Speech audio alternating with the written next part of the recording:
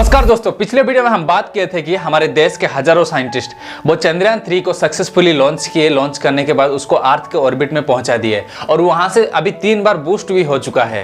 तो चांद को जाने के लिए, चांद के साउथ पोल को जाने के लिए हमारे चंद्रयान 3 पूरी तरह से तैयार है।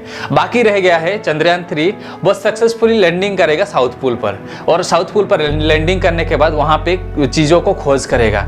तो इस वीडियो में हम बात करेंगे कि हमारे जो प्रोपल्शन मॉड्यूल है और लैंडर और रोवर है उनका काम क्या है, और चांद के साउथ पोल पर क्या चीजें मौजूद है जो सारे देश वहां पे जाना चाहते हैं, और ये जो चांद के साउथ पोल पर जाने के लिए हमारे इंडिया इतना बेताब क्यों है। सिर्फ हमारा भारत ही नहीं, दुनिया के अलग अलग देश चांद तक जाने की कोशिश कर रहे हैं और बहुत सारे देश पहुंच भी चुके हैं चांद तक। तो चांद तक जाने की कोशिश क्यों कर रहे हैं, चांद में ऐसा क्या सीक्रेट चीज है, क्या ऐसे रहस्यमय चीज है, आइए जानने की कोशिश करते हैं इस वीडियो में। वीडियो को लास्ट तक जरूर देखना क्योंकि वीडियो बहुत ज्यादा इंटरेस्टिंग होने वाला है। सबसे पहले बात करते हैं दोस्तों चंद्रयान 3 के बारे में। चंद्रयान 3 अभी जो हमारे अर्थ के ऑर्बिट में घूम रहा है, घूमने के दौरान ये जो वहां पे मतलब ये जो चंद्रयान 3 को 3 हिस्सों में डिवाइड किया गया है। पहला है प्रोपल्शन मॉड्यूल, दूसरा है लैंडर, तीसरा है लैंडर के अंदर जो है वो रोवर एक छोटा सा गाड़ी है, मैं पिछले वीडियो में बताया था। तो सबसे पहले बात करते हैं, जब ये चंद्रयान 3 जाके चांद के जो लूनर ऑर्बिट है वहां पे घूमेगा, घूमने के दौरान 100 किलोमीटर दूरी पर ही ये जो प्रोपल्शन मॉड्यूल है उससे लैंडर अलग होगा। अलग होने के दौरान प्रोपल्शन मॉड्यूल का काम है हमारे धरती और चांद के बीच में जो वेव है उसके मापने का, माप के वो हमारे इसरो के साइंटिस्ट तक भेजना है। भेजने के दौरान वो हमारे लैंडर है और रोवर है उनसे इंफॉर्मेशन कलेक्ट आएगा प्रोपल्शन मॉड्यूल तक। मॉड्यूल तक आने के बाद वो इंफॉर्मेशन भेजेगा हमारे इसरो वैज्ञानिकों के पास। प्रोपल्शन मॉड्यूल का यह है काम, और प्रोपल्शन मॉड्यूल का काम है चांद के चारों तरफ घूमेगा और चांद के जो ऑर्बिट है लूनर ऑर्बिट, वहां के ऑर्बिट में और हमारे अर्थ के ऑर्बिट में क्या डिफरेंट है वो जानने की कोशिश करेगा और इंफॉर्मेशन भेजेगा हमारे इसरो के साइंटिस्टों के पास। सिर्फ इतना ही नहीं, प्रोपल्शन मॉड्यूल का काम है लूनर ऑर्बिट में यानी कि चांद के ऑर्बिट में वो रह के छोटे छोटे एक्सोप्लैनेट्स को ढूंढने के बाद वहां पे क्या जीवन संभावना है, क्या वहां पे कोई भी जीवन पहले से मौजूद है या वहां पे जीवन संभावना है, पेड़ पौधे लगाया जा सकता है, इंसान जाके वहां पे बच सकता है, क्या ऐसे संभावना है चांद में।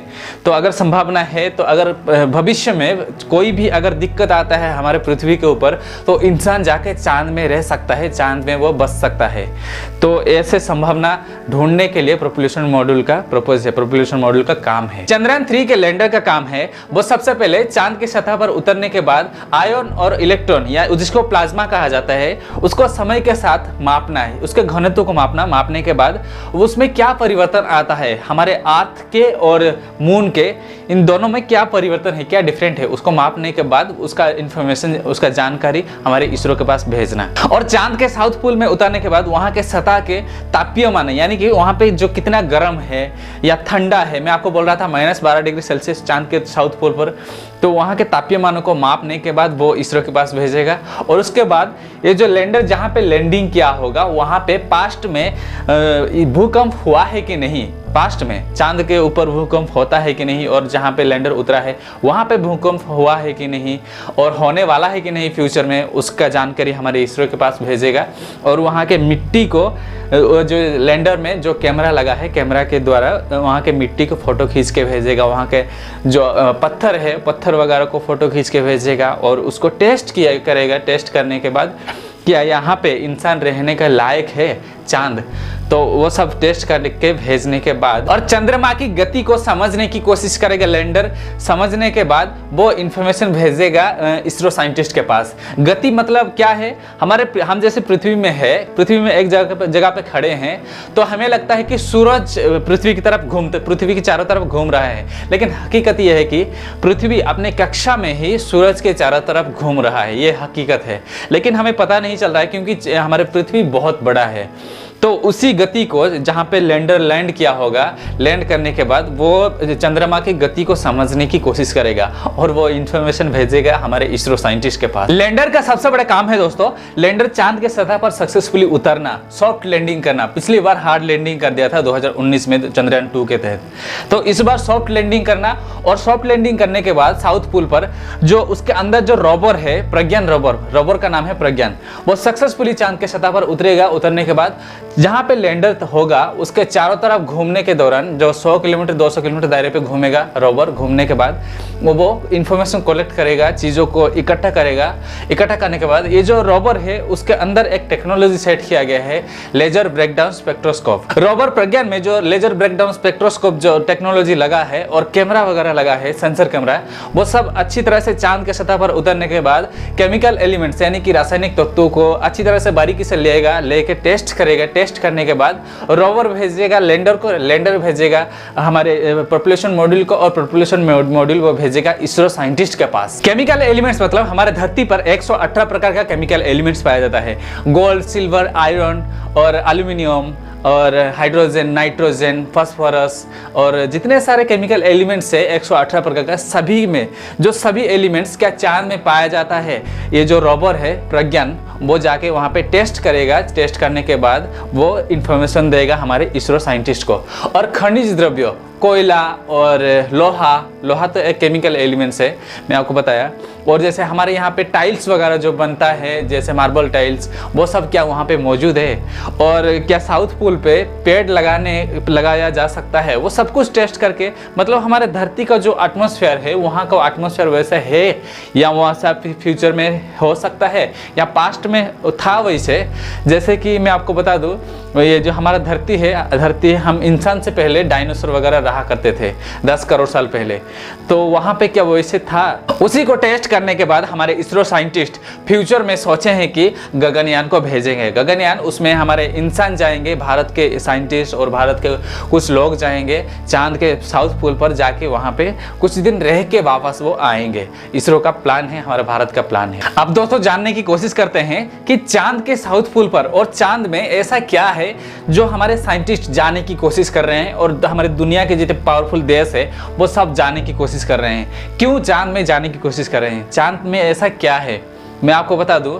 कुछ साइंटिस्ट सोच रहे थे कि अपोलो 11 मिशन के तहत 1969 में जो अमेरिका गया था, वो अमेरिका के लोग गए थे, जो आर्मस्ट्रॉन्ग ने सबसे पहले चांद पे उतरा था, तो उन्होंने सोचा ये जो चांद है ये पृथ्वी के मुकाबले बहुत मजबूत प्लैनेट है, ऐसे कहा जाता है।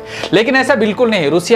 रूसिया के जो साइंटिस्ट गए थे वहाँ पे, रूसिया ने बिल्कुल मना किया, जो चांद है यहाँ पे हर समय भूकंप आता रहता है और चांद के साउथ पोल पर बोला जा रहा है बहुत ज़्यादा पानी है और बहुत बड़े बड़े गड्ढा है, और लगभग आप सोच नहीं सकते 60 किलोमीटर 70 किलोमीटर इतना बड़ा बड़ा पहाड़ सब मौजूद है चांद के साउथ पोल पर।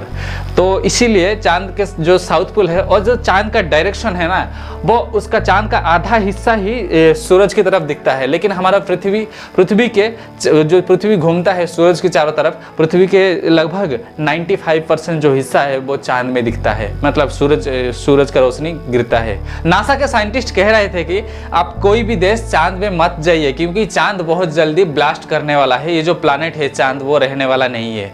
जबकि अगर चांद ब्लास्ट होगा तो चांद का आधा टुकड़ा आके हमारे पृथ्वी में लगेगा, जबकि पृथ्वी पूरी तरह से ध्वस्त होने का संभावना है। पृथ्वी का जो इंसान है, जो भी, अमेरिका ही नहीं बचेगा, भारत की बात छोड़ो और रूसिया की बात छोड़ो, अमेरिका भी नहीं बचेगा, कोई भी देश के इंसान नहीं बचेंगे, यानी कि जीवन पूरी तरह से खत्म हो जाएगा।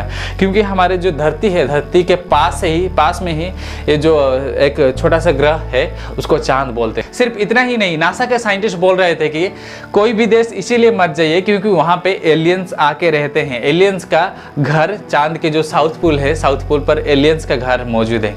अगर वहां पे एलियंस का घर मौजूद है, जो एलियंस रहते हैं, तो ये जो अमेरिका साइंटिस्ट अपोलो 11 मिशन के तहत वो चांद पे जाके उतरे और सक्सेसफुली कैसे लौट आए, इनको एलियन क्यों नहीं मार दी गए। क्या आपको पता है दोस्तों, हमारे पृथ्वी के अलग अलग देश के साइंटिस्ट, वैज्ञानिकों ने वो चांद तक क्यों जाना चाहते हैं? सबसे बड़ा रीजन है वो पृथ्वी जैसा चांद में भी एटमॉस्फेयर बनाना चाहते हैं। जैसे कि हमारी पृथ्वी में गुरुत्वाकर्षण शक्ति है और पृथ्वी के ऊपर ऑक्सीजन है, वायुमंडल यहाँ पे बहुत अच्छा है, यहाँ पे इंसान बच सकते हैं, वैसे ही चांद में करना चाहते हैं। अगर आप हमारे पृथ्वी के बाहर जाके पृथ्वी को देखोगे तो पृथ्वी आधा हिस्सा ग्रीन दिखेगा और आधा हिस्सा नीला दिखेगा। ऐसे क्यों? क्योंकि हमारी पृथ्वी में 70% पानी है, पानी होने की वजह से पेड़ है, ठीक है, और यहाँ पे ऑक्सीजन बहुत ज़्यादा है। तो चांद में अगर वैसा हो जाए तो बहुत अच्छा होगा। हमारे अगर धरती पे कुछ भी खतरा हो रहा है, आपको पता होगा 10 करोड़ साल पहले एस्टेरॉयड आके लगा था बहुत ज़ोर से हमारे पृथ्वी पे, जहाँ पे हमारे 95% से ज़्यादा इंसानियत खत्म हो गया था, मतलब जीवन खत्म हो गया था, डायनासोर्स वगैरह मर गए थे। इसीलिए हमारे पृथ्वी के अलग अलग देशों के वैज्ञानिकों ने वो चांद तक जाना चाहते हैं और हमारे पृथ्वी पर पूरी तरह से नज़र रखना चाहते हैं कि कहीं दूर से एस्टेरॉयड आके हमारे धरती से लगेगा, धरती से लगने की वजह से अगर दूर से आ रहा है तो उसी को हमारे वैज्ञानिकों ने स्पेसक्राफ्ट के जरिए मिसाइल छोड़ के मार सकते हैं, उसको तोड़ सकते हैं। पृथ्वी पे कोई भी खतरा आ रहा है उसको दूर किया जा सकता है। और हमारे वैज्ञानिक धरती जैसा चांद पे एटमॉस्फेयर अगर बना देते हैं और इंसान के रहने के लायक, तो बहुत अच्छा होगा। दो पृथ्वी हो जाएगा। हमारे जो लोग हैं यहाँ से पृथ्वी से वो चांद तक जा सकते हैं और चांद से पृथ्वी तक आ सकते हैं।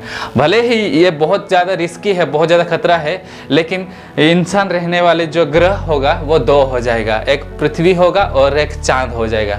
तो अगर आपको यहाँ तक वीडियो अच्छा लगा तो वीडियो को लाइक कीजिए, वीडियो को शेयर कीजिए और मेरे चैनल को सब्सक्राइब कीजिए, पास में बेल आइकन प्रेस कीजिए। मिलते हैं अगले वीडियो में। थैंक यू दोस्तों।